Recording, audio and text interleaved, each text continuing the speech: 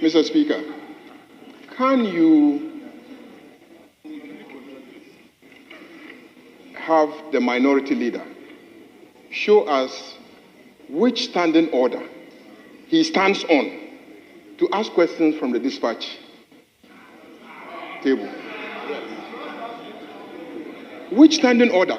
Because our standing orders are clear. At question time, the Speaker shall call successively each member in whose name a question stands on the order paper. The member shall rise and ask the question that stands in the name of the member on the order paper. Mr. Speaker, you should show me the basis for he always wanting to go and ask his questions from there, when every other member, including myself, I stand here to ask questions. If he should go to the dispatch box to ask a question, if I have follow-up questions, will I also go to the dispatch box to ask the follow-up questions? Mr. Speaker, we cannot allow this. This is not the practice. I have been in this house for so many years. I have seen leaders. I have seen minority leaders. This is the first time I see a minority leader wanting to ask questions from the dispatch box. You've been here with us for all these years. You tell me, name one minority leader that stood at the dispatch box to ask questions. One. Name one, Mr. Speaker. Name just one, so that I'll be satisfied and I'll sit. Name one minority leader who will go to the dispatch box to ask questions. Why? Why are we overindulging him? As for today, it will not happen, Mr. Speaker. He will not go to the dispatch box to ask questions. He will stand where he is and he will ask the question and the minister will answer the questions. It is only the minister who can go to the dispatch box to answer the question. Those are the rules. And that has been the tradition and the practice of this house.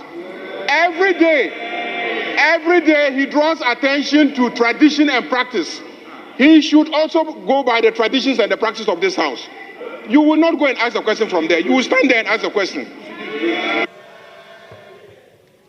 There's a lot of emotions that the respected leader is displaying. And he's quoting Order 88.1. Repeatedly, he's quoted that order. I humbly want to find out from the leader. He should tell me which order that allows him to make statements on the dispatch box. And where there are statements made, closing statement, when minority leader speaks, majority leader speaks, the minority leader speaks on the dispatch box.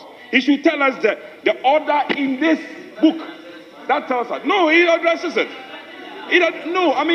So, leader, with respect. So, leader Speaker, with respect, I think on that day, the majority leader had trouble. Speaker, I recall, unfortunately, you were the one who was presiding. We engaged, the clerk is here, he will bear me out, we engaged, and he was asked his question on the dispatch box. What is the big deal? Will this thing stop you from your resetting agenda? Answering the question from the dispatch box, would it stop your government from resetting your agenda? Allow the man to ask this question. What is the problem? Besides, you have been making statements on the dispatch box. Tell us which orders allows you to do that. You should tell us that. Speaker, and you rule. Speaker, you ever ruled. Speaker, I invite you to caution the majority leader that he cannot challenge your powers.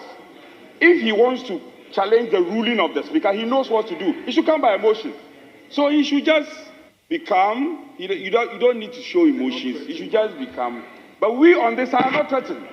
And his concluding words were that he is not going to ask the question on the dispatch board today. It doesn't lie in his mouth. It is the Speaker's ruling. It doesn't. And if you want to challenge the Speaker, come by emotion.